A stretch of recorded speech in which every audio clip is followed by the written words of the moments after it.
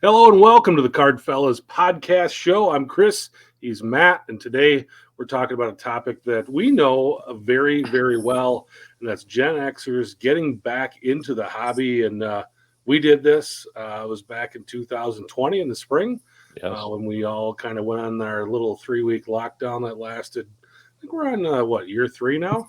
Right. so, so we got back into this hobby, and it obviously exploded. People know the history. Things kind of went crazy. If you go online, there's still a lot of hate about it. A lot of the guys and gals who are still in the hobby look at us and go, "You guys ruined it for us. We kind of had this hobby to ourselves, and now prices are up, and you've driven speculation. We've got all of these new people in the market that are flipping, and we've got PSA being crippled, and it's all your fault." So I guess it's all our fault. There's growing pains with anything. Anytime that there's a new population of people that pop in, there's growing pains. And I think Yeah. I guess the positive side of it, and we look at it is, we got out of the hobby. We went and chased girls around and had families and did all that kind of thing. And now we're back and we're like, this is really fun. There's some new things. There's some old things that we've been enjoying. It's just a kind of a rediscovery, if you will. Yeah, and I think you caught me with the Jason Girls things, but when you look back on the pandemic, there isn't many things that you're going to look back and go, "Man, that was awesome." And one of the silver linings, though, is us getting back in the hobby. At least it has been for me, and I know it has been for you. And it's just so different now. And you mentioned some of the hate, but without that influx of people coming back into it, I don't think you see the prices anywhere near where they were when we were at our peak here during the pandemic. And so, that influx of people brought an influx of money. So, if you didn't like it, you were just a true hobbyist. Well, you probably benefited from this influx of money. So I think the biggest thing, Chris, is just and you're going to talk about this too. Is we approached it differently than we did back in the 80s when we were collecting as young kids. Is we finally have some money to spend of our own on some things that we wanted back then. So that's the one thing that has really changed for both of us is we now have some funding to actually do some damage in the hobby. And that's the fun part, really, for me. If you want a card, you were getting it. Right. Yeah, that's the other thing. And it's kind of, I remember wanting a 1984 Topps Don Mattingly card. And, back in 1989, that was $100 card. And to spend $100 on a card wasn't something I could do. Now it regularly sells raw for about $20, and I can basically buy as many of those as I'd like. I remember watching, coveting a 1987 Barry Bonds rookie, 1987 Topps. And at that time, again, that was like a $60, $75 card. And I remember, I think it was the fall of 2020, buying 1987 Topps sets for about $3 or $4 a piece. And Yeah, I'm right. literally swimming in 1987 Topps cards right now. So that was kind of a fun thing for me. And if I could buy them for the same price I bought them for then, I would still do it now because it was just fun going through that and kind of reliving that time. And that was, it was an interesting time. I was a pimply young guy who, was kind of like too old for action figures, but too young to drive. And cards were kind of my refuge. And that was what I kind of went and did basically from the time I was about 10 till the time I was about 15 years old. And, it was weird even thinking about buying a card for $60 or $100. Remember those days, the packs were like 50 cents. You could buy a box of cards for $20. I remember Upper Deck came out as $1 a pack. And even those boxes you could buy for $32, but that seemed crazy. Why would I buy a box of Upper Deck when I can buy a box of Topps for half the price? Yeah. So no, you're spot on. I mean, it was quantity over quality at that point. Like nobody was really, as far as in my circles, buying those raw singles. Mm-hmm. You were buying boxes. You wanted that bulk, right? You wanted it. You wanted to rip. You wanted to do that, and that's really what it was. And I think the beauty then was, like you said, there was a gap in kind of where we were in our lives at that point. For people who are a little bit younger, maybe listening to this podcast, video games, phones. I mean, obviously, technology was nowhere near what it is now. So we didn't, we needed something to escape to, something to keep our attention. And that's the way I look at it now as well. Like, this is something for us to escape to.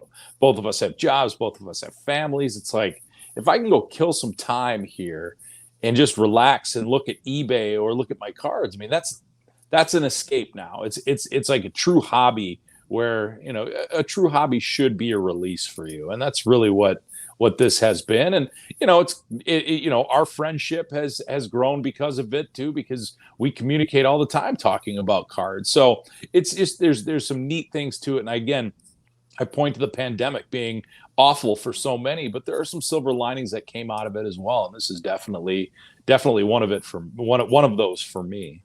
Yeah, the strategy you talked about being then, back then being it all about the rip.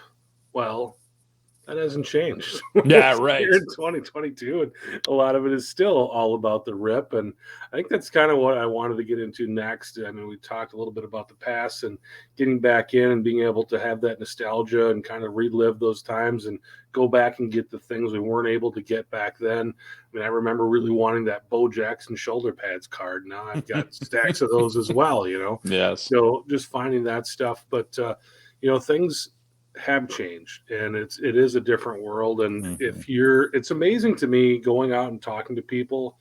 I kind of thought everybody that was into cards got back in 2020, but there's actually a lot of people that are like just getting back into it right now. Yes. They're like, hey, I heard this is a big deal again.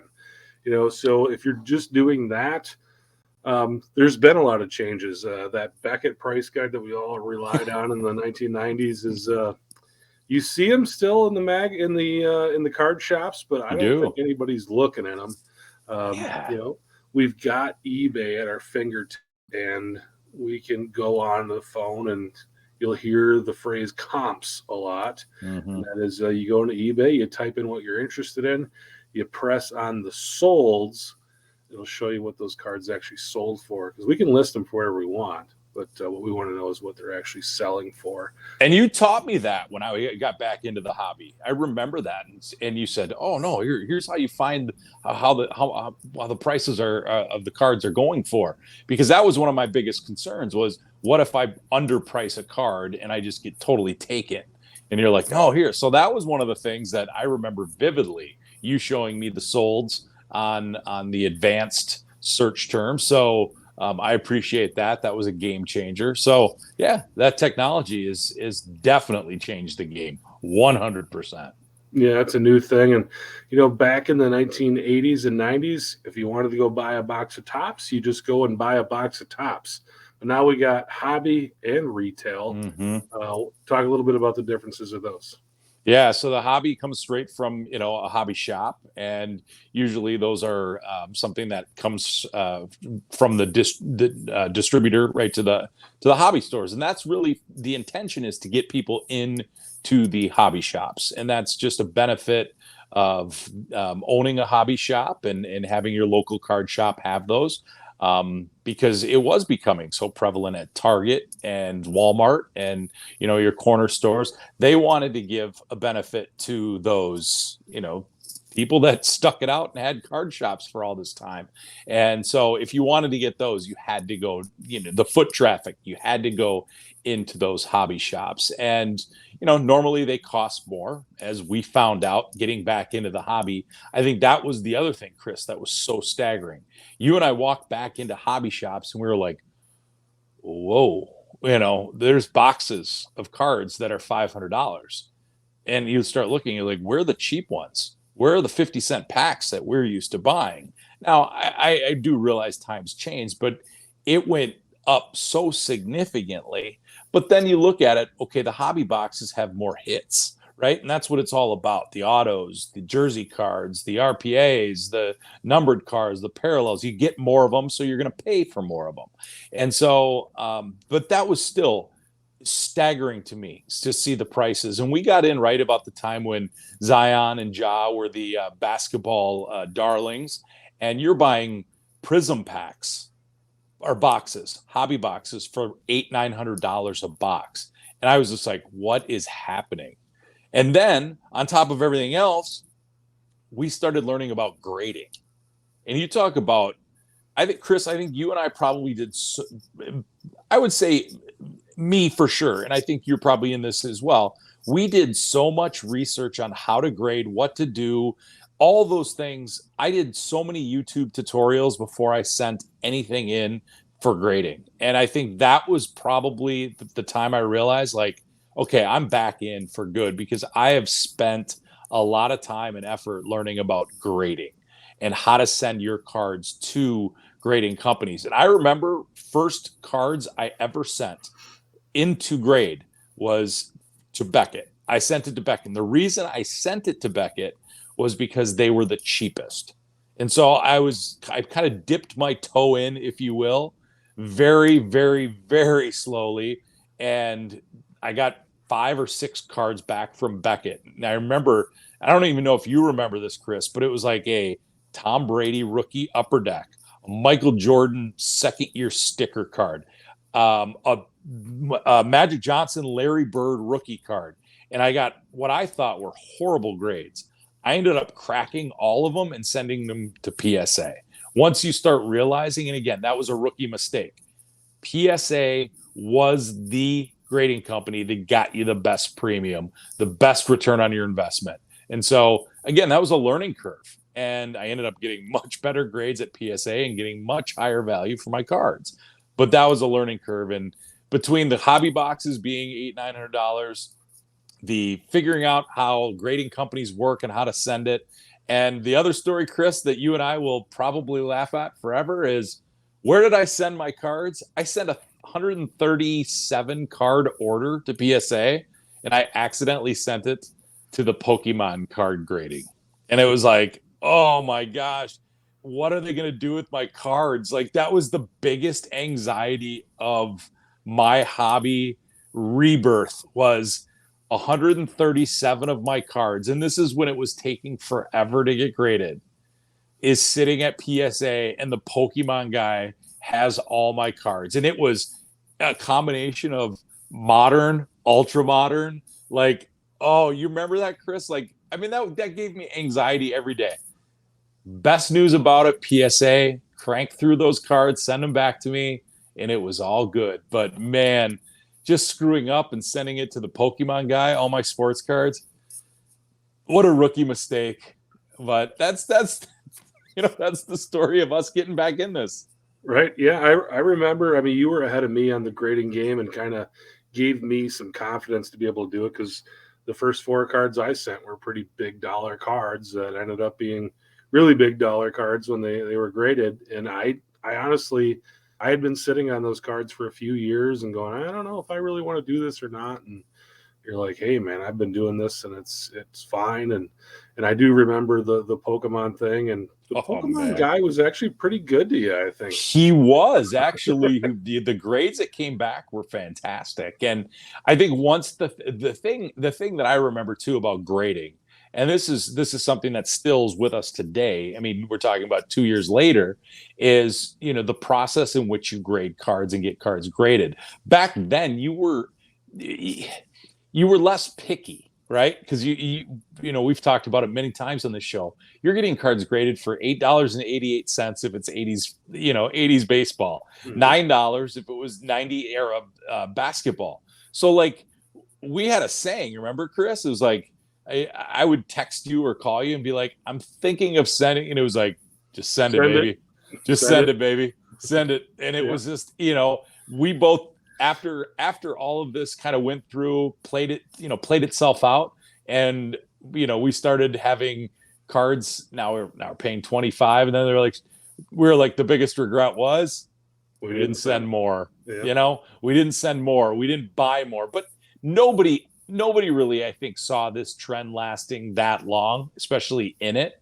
But it was such a whirlwind of learning and getting those cards back and going through the process. And to me, like, that's still what drives me today. I love looking at cards, raw cards, and wondering, like, okay, what's the grade going to be? And, preparing it for grading. It's not happening as frequently because grading costs are ridiculously overpriced right now for anybody. But that was what got me excited about getting back into the hobby. And like you said, Chris, we were buying sets for $3 to $5, and we'd break them. We'd break the sets, pull out the really good cards, and send them in to get graded. Like, it wasn't even, we didn't even flinch. Yep. And that was just kind of the process. And you and I remember you and I talking to each other, getting back and like, why aren't more people doing this? Why are people chasing these Zion Williamson and John Morant cards in this, Prism pack for $800 when you and I are buying $5 sets, stripping them down, sending those cards into PSA? Some of them come back 10, some of them come back 9. We're flipping those cards for a really good margin. Our return on our investments were great at the beginning. And we were like, why aren't more people doing this? We were 3 months ahead of everybody. We were. And that's what it came down to. And had we been 3 months later, it would not have worked as well as it did, because we received our cards back at the perfect time. Yeah, and I think the other part about this too, Chris, that other people didn't maybe have was we had a lot of cards already. We were basically playing with house money, because we had these cards sitting in our house, collecting dust, doing nothing for years. And I know you were the same way. I took very good care of my cards. They were packed away very, in either holders or boxes. They were in really good shape when I opened them, even though they've been sitting there for 30 years. And so that was one of the benefits of holding on to and protecting your cards. The biggest fear of mine always was the screw down cases. It's like you hear these horror stories of them getting stuck to the card and you have to peel the card off, because that's what we used to put our most valuable cards in, were the screw down cases, the plastic cases, the acrylic cases. And, fortunately, I think we all made it out okay. But that was that to me was the exciting part, was not just getting the cards out and looking through them again, but now it's like, wow, now there's now a new market for them.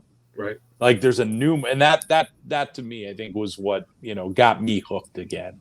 Yeah, it was definitely our fault that PSA ended up getting jammed up. Yes, we were definitely on the leading edge of the fault. Right. If there were patient zeros in PSA backlogs, that was us.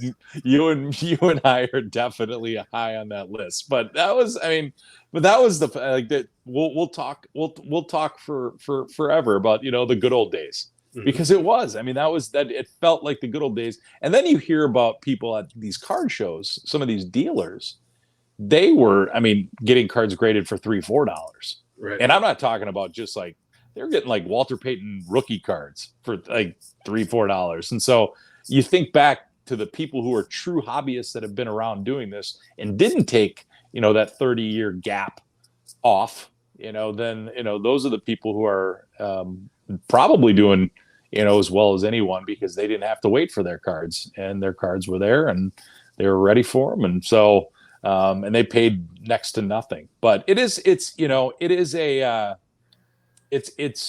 fun to get back into it. It's a little bit overwhelming just to see how much stuff is out there and how much stuff you want. And if you truly want to turn this into I think this is the part where I think a lot of people will probably lose out or lose steam, is you're not going to be able to do this probably long-term and have a sustainable career in card collecting. I don't know if that's like, if this is your livelihood, I think right now, I think it's hard. It's hard. So I think it's going to shift back to collecting. Yeah, we'll talk about that in another episode. But I think there was a time, back in 1990 where you could go and buy a box of 1987 Topps and open maybe a box or two, and definitely that would be profitable. And I think with the boxes that are out there now, and again, we'll talk about this in another episode, but I think it's very tough to be profitable opening a box of cards. I think if you see things that you like, I almost think you're better off just buying them. And if it's not at a card show, and this is the thing to me, and we talked about eBay a little bit earlier, that it's changed so much. I mean, I remember building sets as a kid and like, oh, I got to get this one more card. Yes. Well, now you just go on eBay and get whatever card you want. I mean, it doesn't matter. So filling sets is really just comes down to how much you have in your wallet, because there's no real challenge to it. You can find, basically every card that's ever been made to some extent, at least, maybe not the one-of-one type of cards, but they're basically available, and you can go get it. So.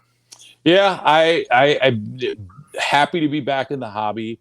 I think it probably took up more of my attention earlier, obviously in the pandemic, when you didn't have a whole lot else going on. So it really helped move it through. And there were cards always scattered on my kitchen table, and they still are today. They're just in slabs now, ready for that. But I think the other thing is, for you and I both, it got our kids exposed to it as well. They started to look at the hobby. Maybe they wouldn't have had the pandemic not happened, and those cards still be sitting in our basements. But I think that's really neat. I see a lot of young people too, whether they're motivated by money or the love of the hobby, doesn't really matter. But and I will say this too, the one thing that I've learned, and I'll leave it at this, but it does. There's a lot of things that are great about it.